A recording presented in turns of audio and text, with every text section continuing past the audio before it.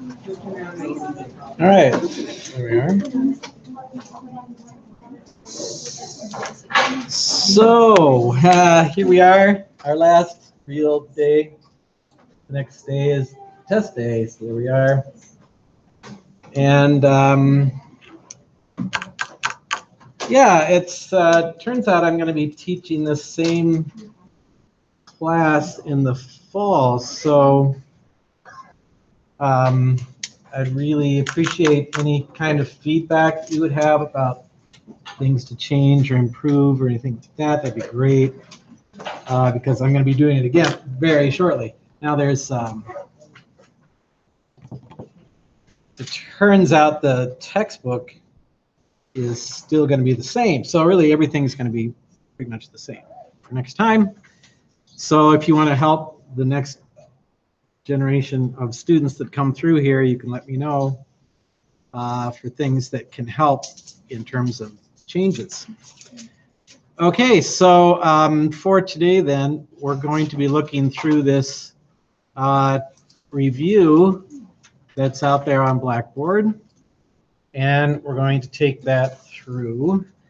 And certainly, if there are not a lot of questions, then we would not have to be here the entire 2 hours, because after all, it's all right here. Much. So once we get through this, we can be done. Might not have to last the whole time. All right.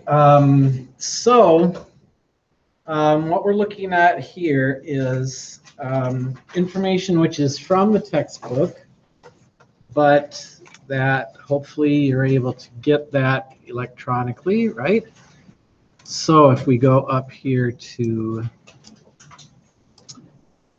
the online version, make that happen.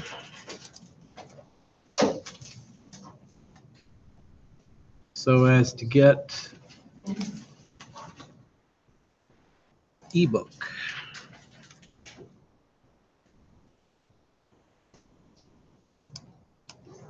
And we've got page 583.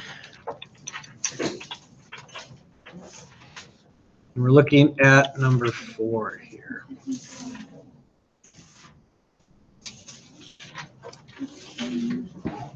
So when we're doing problems that have 2 variables, there are kind of 3 different ideas that we need to work with here. 2 major ones and another one that's kind of extra. So here we're talking about a situation with 2 variables.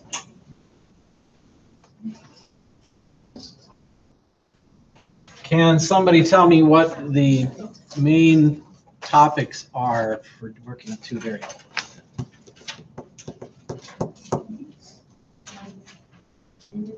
Nope, sorry. Okay.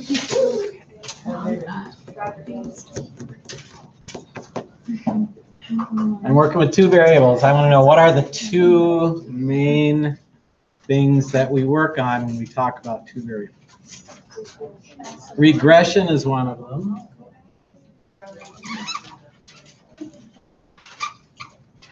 What's the other one? Correlation is the first one. Okay, so we need correlation and regression. So then the question is, what are those things talking about?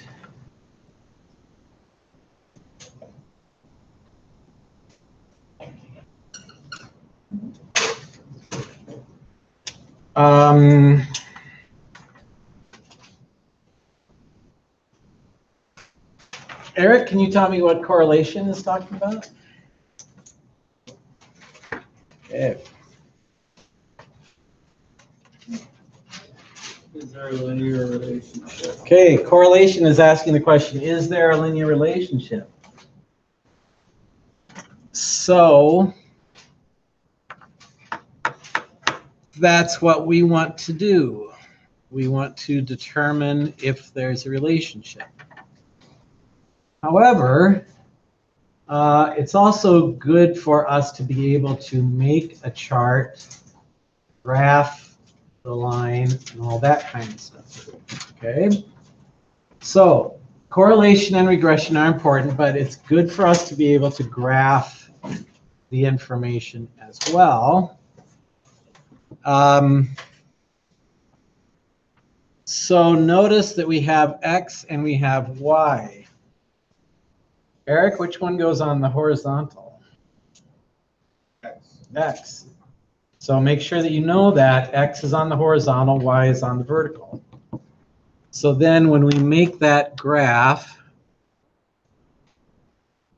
it's going to look like this, more or less.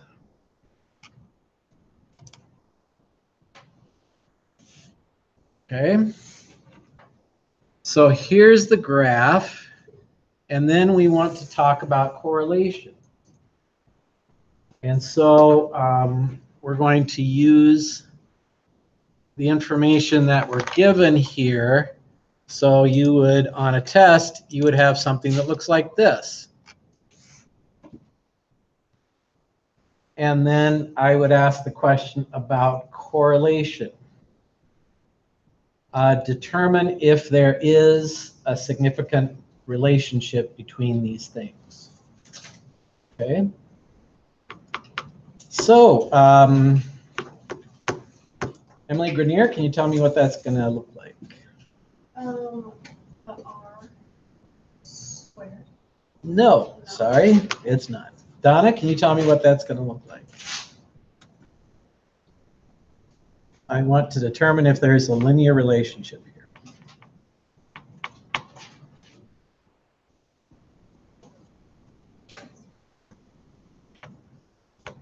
Sorry, I cannot. Okay, Kelly, can you tell me? All right, I'm 0 for 4. Emily S., can you tell me?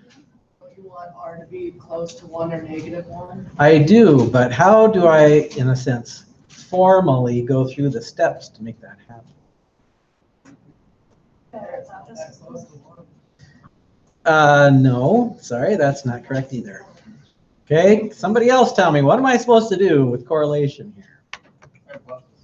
I'm supposed to do a hypothesis test. Yes, I am. Okay. All right, Kelly, make sense? Okay, Emily, Donna, okay, we're gonna do a hypothesis test. So Kelly, how does that start? Starts with the hypothesis and identify the claim. All right, so what are the known alternative hypotheses here? Rho equals 0. Rho equals 0, that would be the null. Not equal. Rho is not equal to 0. Okay, so there's our hypothesis testing. Emily Grenier, what's next? I'm sorry? The critical value?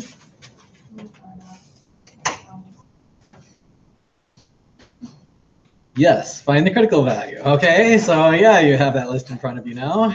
So yeah, find the critical value. Donna, can you tell me where I would look for the critical value? You look in I table for it? Table I, okay. So I have 7 data values. What are my degrees of freedom, Donna?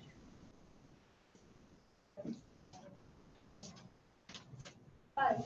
5. So 5 degrees of freedom. Alpha's 0.05. You got a number for me there, Donna? 754. 0.754. That's not what I got. Oh, 0.05. 875. Okay. All right. So, Allie, can you tell me what I'm going to do with that? Draw the line. I am going to draw the line. Okay. My critical value is 0.875. So what's that going to look like, Allie, when I draw my line? -1 all the way on the left, +1 on the right, and then 0.8, what was it? 0.875, right, and then a -0.875 on the left. Okay. Oh, it's not negative. positive, wasn't it? And then color in both ends. Color in both ends, all right? So Emily, back to back, when we're talking about the number that we have, we need to know how close it has to be. And the number that we're given here is negative 0.61. And since it's outside of the rejection region, then that's what tells us whether it is or not. If we had like 30 data values, then we would say that this works. Or somewhere in that neighborhood. Okay, so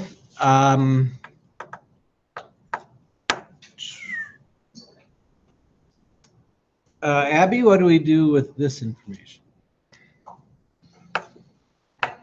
Okay, so we found the critical value in the rejection region. Brianna, what's next? I'm assuming we're graphing it. Okay. So when you say graphing it, what are you talking about? On that page, all the values prove there's a linear relationship. No, actually, we're not. Okay, if we're looking at hypothesis testing and what the steps are, we found the alternative and null hypothesis, and we found the critical value. What's step number 3 for hypothesis testing? No. Okay, well, the list of procedures in front of you for hypothesis testing. That will be given to you on the test, but you have to know what those steps are in order to know what the next thing is that we're going to do. Okay. Okay, so we've got a few people that are over on the other side of the room who are saying what that is. But yeah. Amanda, what's the next step in hypothesis testing after the critical value? We want the test value. In correlation calculations, what is the test value? Amanda? Okay. Danielle, up in the front, can you tell me what I do for test value for the situation?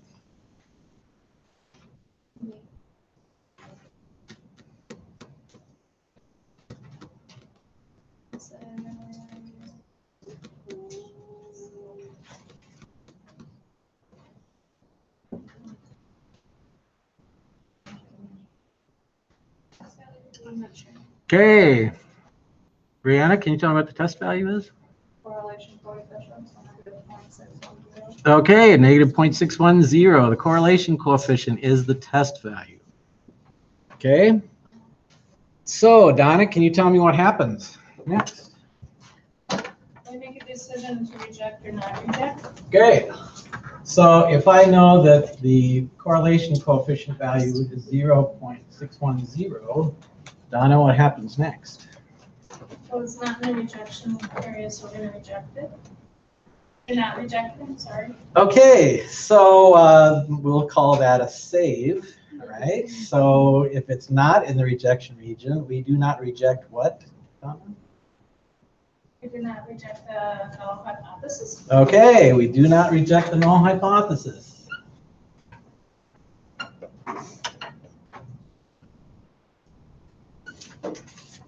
You should banish the word it from your vocabulary. Okay? You don't say it. We don't use the word it. The word it is bad. Okay? I need to know on the exam what you're talking about when you say reject it or accept it or whatever you're going to say. Don't ever say accept it, by the way. So when you say do not reject the null hypothesis, okay? Humphrey, can you tell me what happens when we do not reject the null hypothesis? Means that there's not enough evidence. Okay, there is not enough evidence. And then what else? Not enough evidence. A non-linear relationship. Okay, that's not correct, actually. There's not enough evidence, and then I need to finish that statement right there. Okay. Taylor, can you finish that statement? There is not enough evidence to prove the null hypothesis. Or the alternative hypothesis. Okay, once again, 180 degrees in about 10 milliseconds there. There's not enough evidence to prove the alternative hypothesis. Okay, Taylor, what else do we say when we say that? That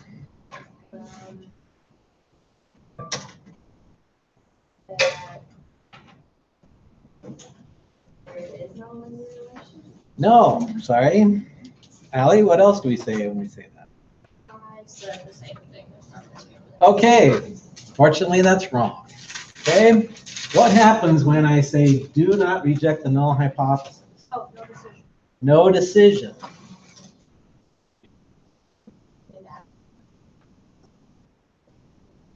What else do you say?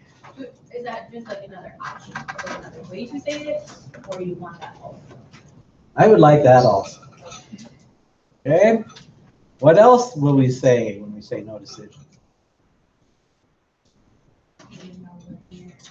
No, no.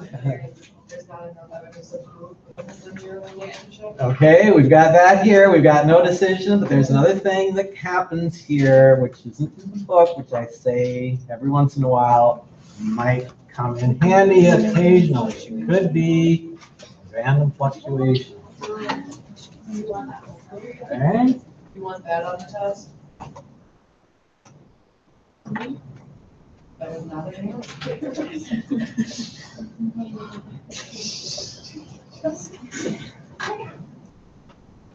No, I don't want that on it. But it's an option. Can you put it on the test? Yes, you can. All right. Will I be happier? Yes. I'm writing that down. All right.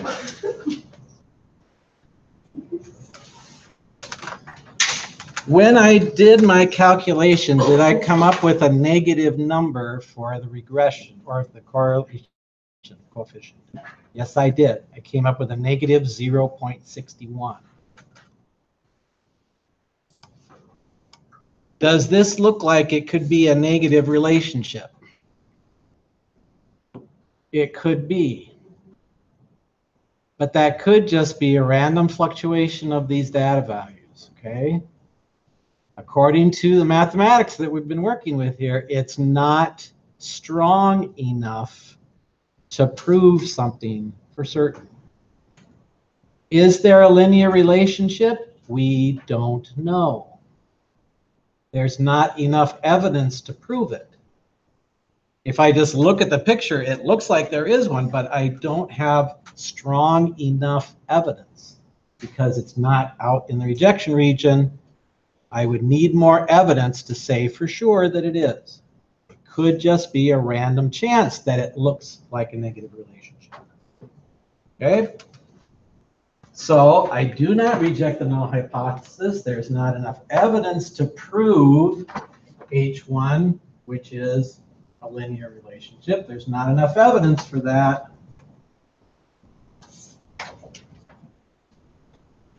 So then I do not try to figure out what the equation is. Once I have this right here, the equation that I might come up with would not be legitimate. I would say, well, sure, I can find the equation of the line that goes through the middle of the points, but I should not pay any attention to that because it's not strong enough of a relationship. Say that. Okay. So let's hope that we got a little bit of the rust out of the system here so that we can actually do this problem a couple more times and get the right answers right in front of us. Maybe having that sheet of paper that has the list of hypothesis testing steps. Maybe having your notes in front of you that talk about correlation and regression. Piece of advice for you. It would be really a good idea that once you sit down in your chair that you would have the notes that relate to the problem that we're doing. As soon as you sit down in the chair without having me have to ask you the question before you look at the notes, you should probably have the notes out first. And that usually is true for most classes. So just a little reminder there. Okay, so we're going to move on to the next one. Number 5. Typing speed versus learning time. And what we have here is how fast a person types versus how long it takes for them to learn a new software system. Okay? So we have these things out here, and we're going to do the same thing. So now we know this in front of us. Make it a little bit easier, perhaps.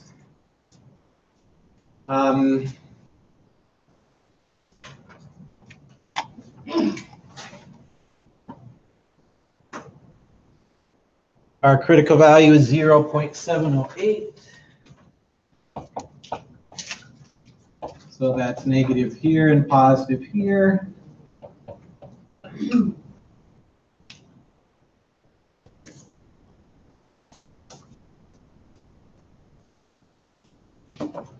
And the actual information is here.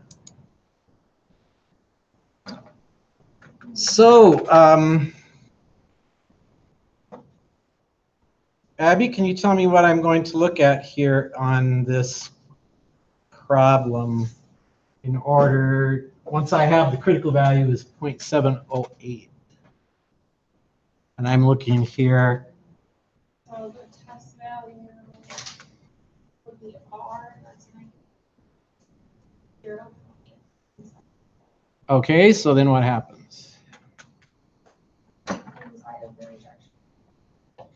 Okay, so what does that tell me?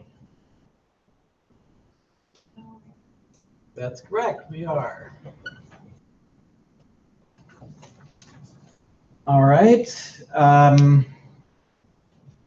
Mrs. Peterson, can you tell me what happens next?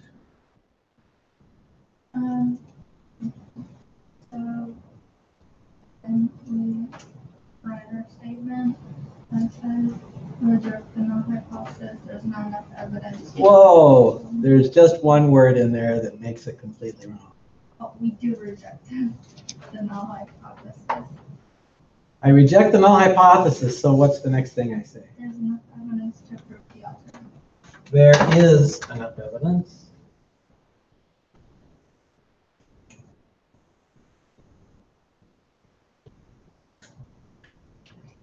To prove the alternative for H1.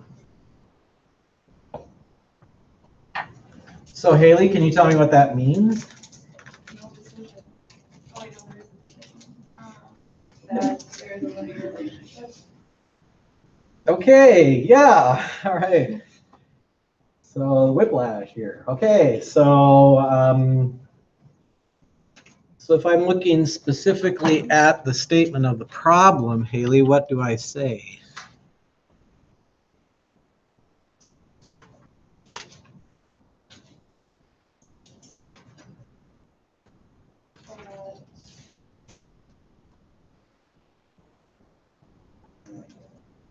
Okay, so I'm looking here at number 5, and I want to know what it is we're talking about.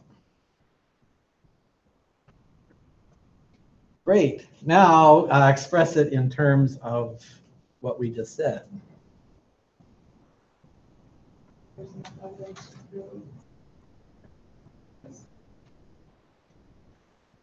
Okay, now we got to put the two together, okay? So I want the statement of this in terms of the measurements that we are making in this problem.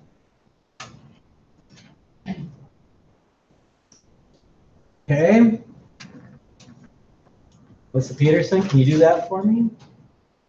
There is enough evidence to prove that the typing speed of a secretary is related to the time that it takes a secretary to learn a new word processing program. Okay, that's good, but there's a little bit more that we can say.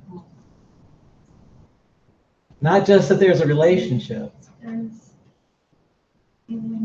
There is a linear relationship. So that's an additional thing that we can say. Okay.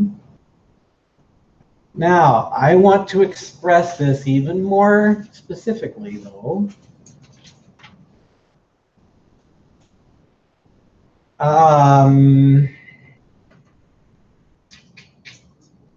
Natasha, is this a negative or a positive relationship?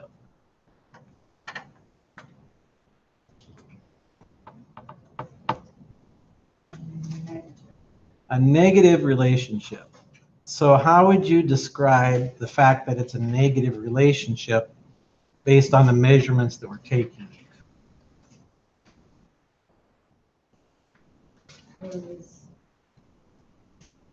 saying that faster you type it, more time it takes you. Sorry, that's not correct. It's a negative relationship. Okay. Evie, can you tell me? If it's a negative relationship, how do I express that in terms of the measurements here? All right, Jackie, can you tell me what it means to have a negative relationship based on the measurements that we're making right here? When X goes up, so or Y goes down. Okay, that's almost correct. I want you to express it in terms of the actual measurements that we're making here. So the faster they type, the less time it takes to learn. Yeah, okay, that happened. I'm not exactly surprised, but that's fine. Okay, because you have good help sitting right next to you there, and so then you appreciate your help, don't you? All right. Natasha, do you understand what she just said? Yeah, it just makes my words up correct. Yeah, you said the faster you type, the longer it takes you, but that's not correct because it's a negative relationship.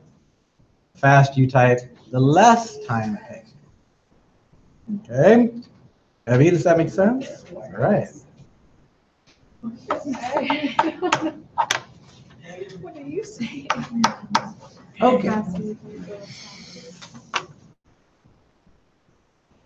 Since we were able to prove that this is a significant linear relationship, we can now do regression.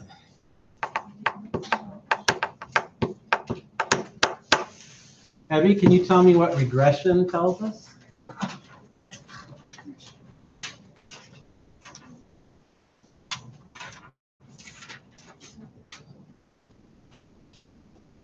It has something to do with the interceptors. That's correct. It does have something to do with that. But there's a little bit more general way to say that. Danielle Koch, can you tell me what that is? What does regression tell us in general? It tells us the formula, okay, which is the slope of the intercept. Yes. Okay. So when we do regression on this, we find out that it has a slope and an intercept. And if we look at this right here, we have y prime is equal to 14.086 minus 0.137x. Okay. If we were testing it, we would do negative 0.137 plus 14.086 times whatever that number was on the problem. No, okay. The 0.0137 is being multiplied by x. So that's where the multiplication happens. Wasn't the rest of the, isn't there more to the problem though? Wasn't we trying to do? Okay, right now, all I'm doing is telling you what's on the information that you're given. Okay, you will be given this information. This is the regression equation. Okay, now which of these numbers is the slope? Eric? 0.137. Nope. Sorry, Kelly. Which one of these numbers is the slope? Negative 0.137. It's a negative slope. Pretty important to know. Yes, it's a negative number. So the slope is negative 0.137. Because it's a negative relationship, it's going to have a negative slope. Okay? We're not going to worry about the intercept here. Just going to look at that. So what I'm going to ask you to do on the test is I'm going to give you a graph that looks like this, and I'm going to ask you to actually graph points on the line so that you can draw this line. Okay? So I'll give you the graph with the points on it, but it won't have the line. I'm going to ask you to graph that line. So that's what we're going to do right now. I've got the points up here. I've got the graph. But what I want you to do is to come up with values that are going to be on the line so that you would be able to graph them. I'm going to give you about 2 minutes, and I want you to do that.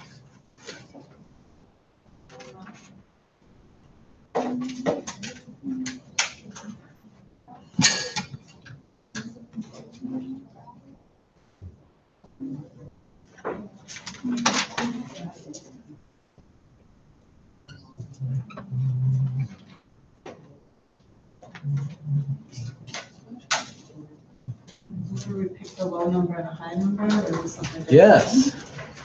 Can we put that, Yeah, but For for access? doing Yes. there.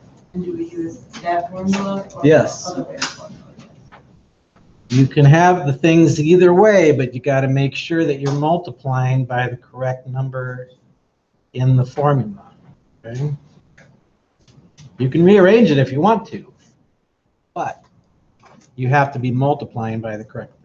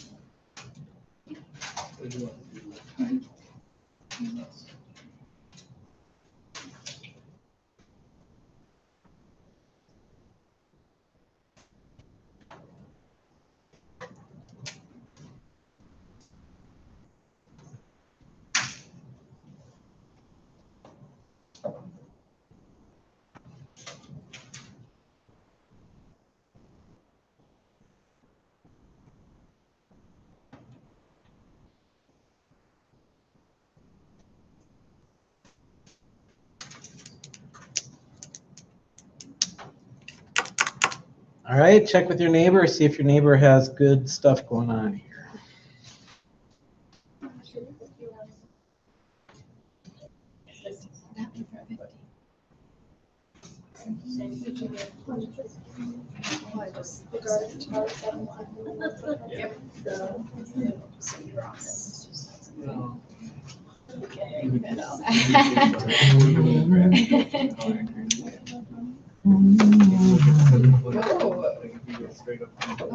All right, Casey, got numbers for me?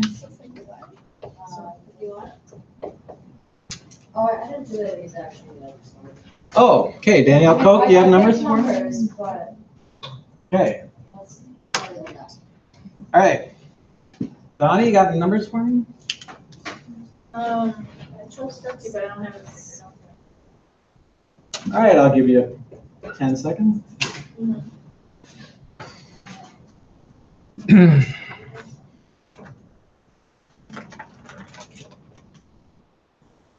7.2. 7.23. Right. Abby, you got any other numbers? Oh, I chose 65. Okay, what you get? 5.181. All right. Taylor, you got anything else? I chose 48. 48, that's close to 50, never mind. Emily Grenier, got anything? I chose 45. Yeah. Anybody got any numbers on the high end? Kelly, you got something? Yeah, 90, 90, what do you have? 1.7. Okay. All right. Where'd you get that number, Kelly? That 90? Okay, how did you know it's the right one? You can choose anything. You can choose anything on the X. Okay.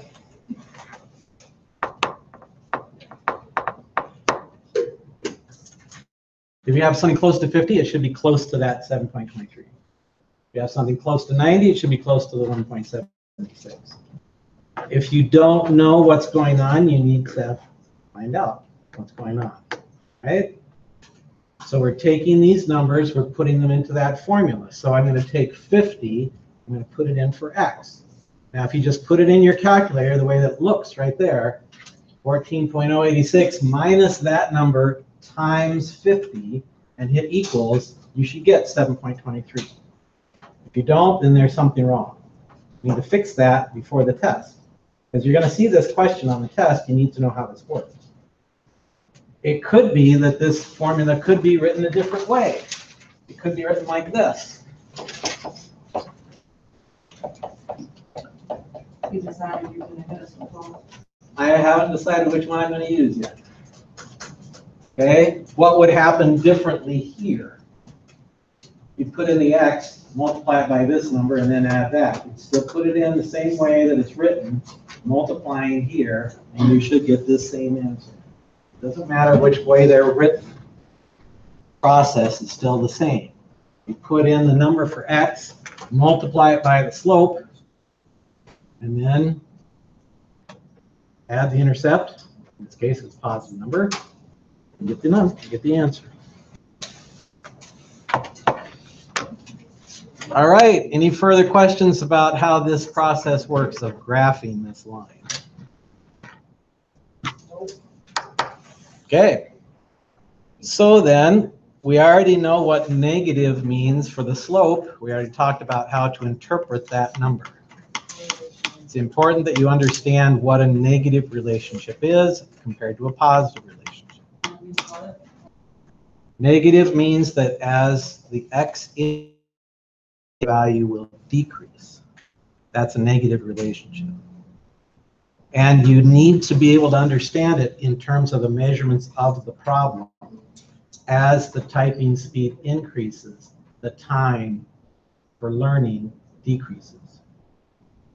That's what that means. All right, so then we have this piece of information, but then we also have confidence and prediction intervals. So when we look at this particular point right here,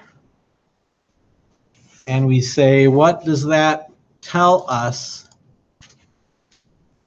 regarding this point?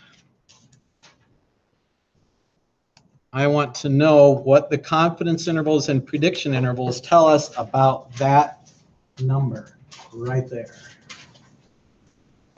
Okay. So, Taylor, what do I know about this point right here in terms of confidence?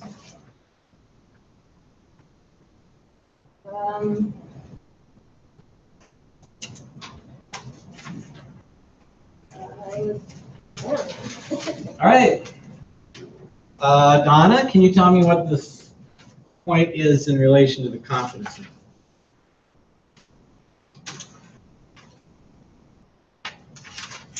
It's higher than the confidence rate. It's higher than the confidence interval.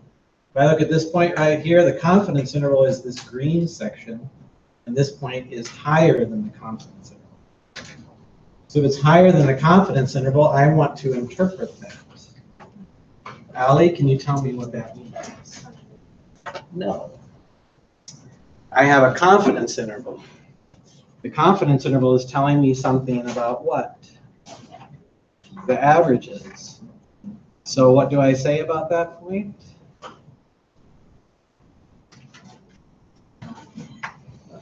It's above average, okay?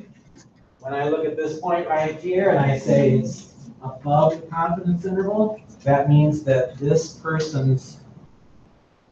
thing right here is above average. But then specifically, I want to know what are we talking about? Above average for what?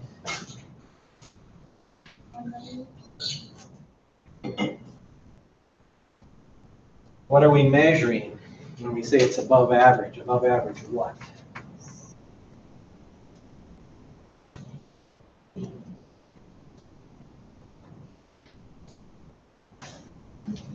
Jackie, what? Typing speed.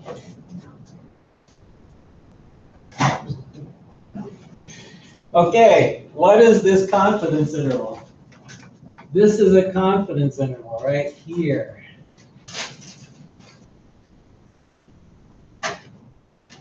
What direction is that confidence interval? Is it horizontal or vertical? It's vertical.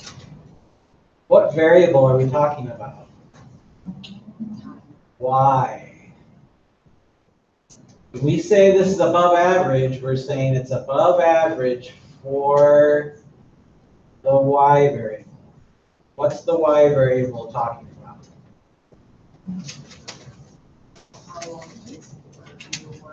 How long it takes for them to learn. Time of learning.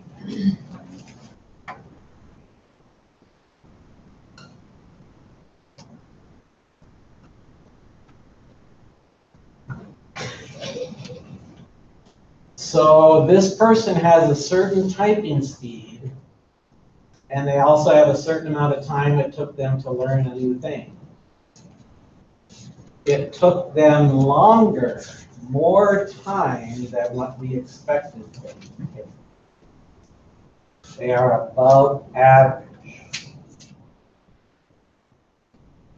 In terms of just the average, took them longer than average. They are above average in their time. It took them longer than the average that it took.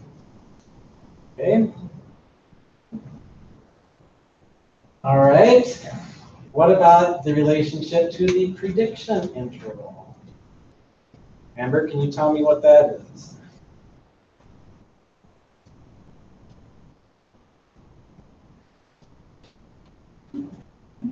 Okay. Danielle in the front, can you tell me what the relationship of that point is to the prediction? Okay. Kelly, can you tell me the relationship of that point to the prediction? Is it multiple between, so it's usual, right? Okay. Usual? It's inside the prediction interval, so it's not an unusual value. Okay?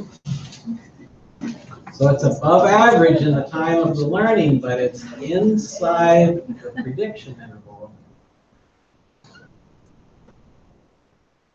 That means it's not unusual.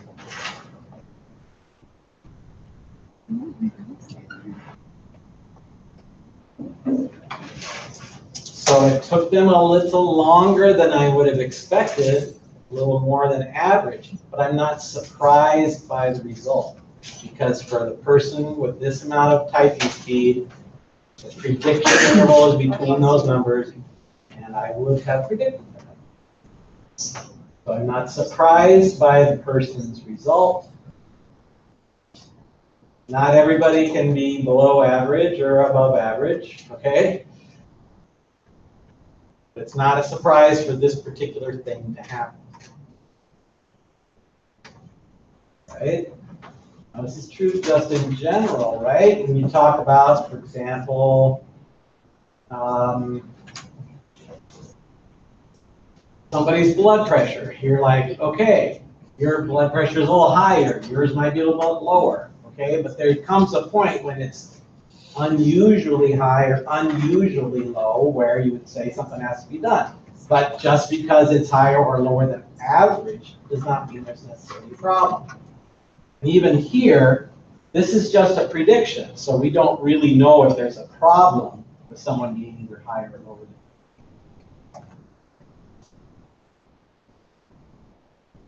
All right. I think it might be worthwhile for us to do another one of those. Just so that you're aware of how that works.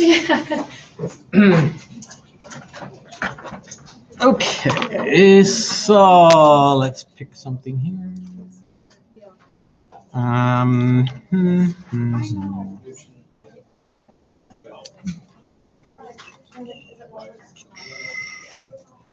Okay, so let's go to.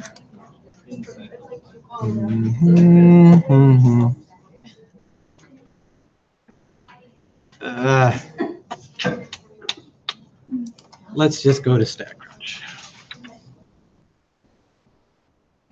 Sign in.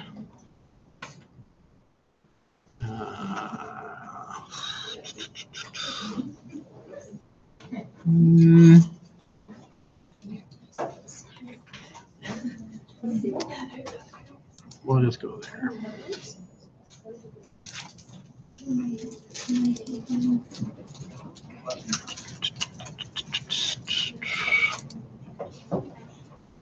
Okay. Spanish League soccer table. And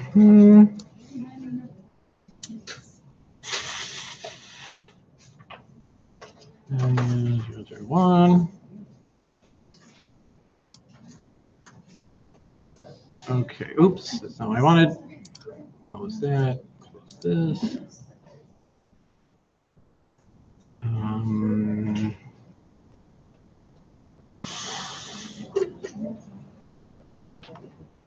Okay, wins, losses, for and against. All right, we'll do that.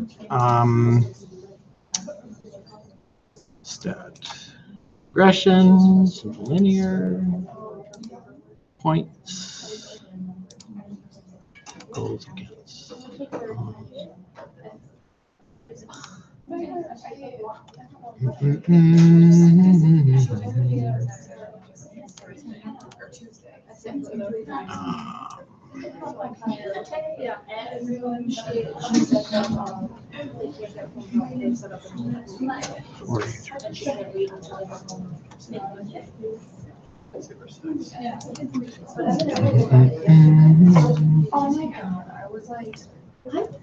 All right, here we go.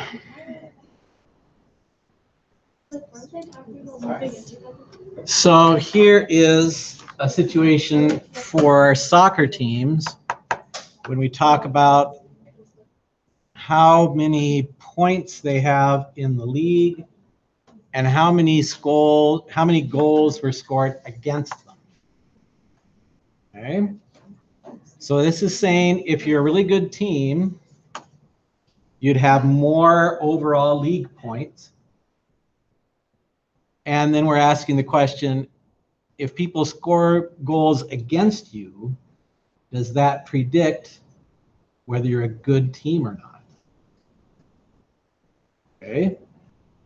Is this a negative relationship? Yep. What does that tell us? Yeah, but what are we talking about? What do X and I represent?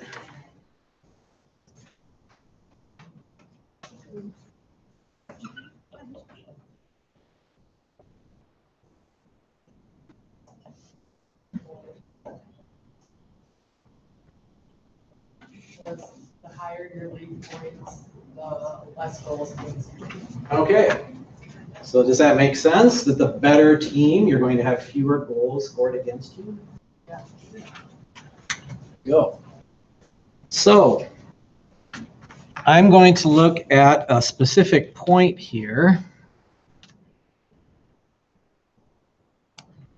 And I'm looking at an x value of 43.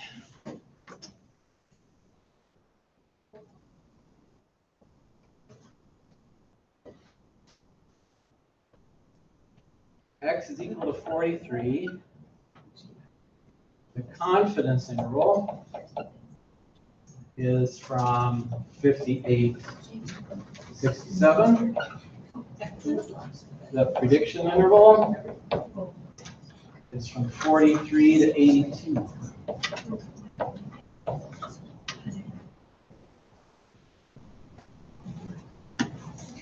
So I have a particular team in mind. They have an X value of 43. Where'd they go? Well, they went away. So I gotta pick a different one. Let's pick this one. Okay, P is 55, so we'll go back there. Edit. Sorry, we're going to change this number here to 55.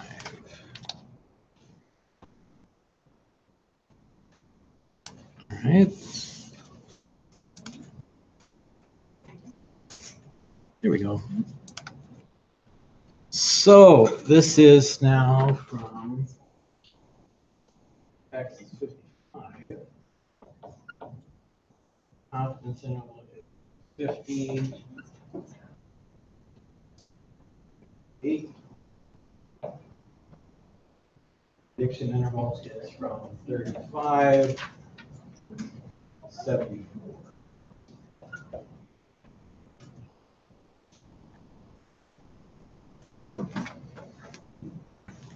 So I have a point here which has an X value of 55 and a Y value of 43.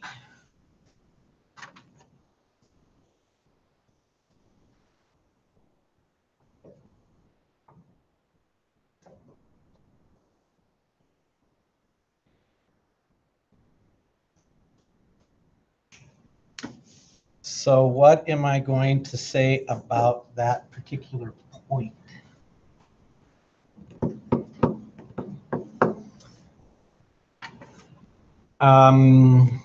Haley, what's the relationship of that particular point to the confidence interval?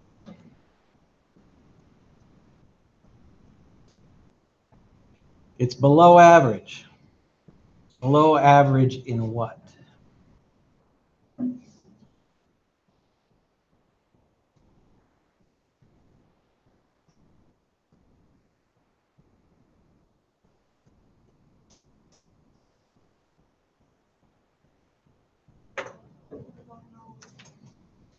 Okay, Lisa Peterson, can you tell me what it's below average in? The like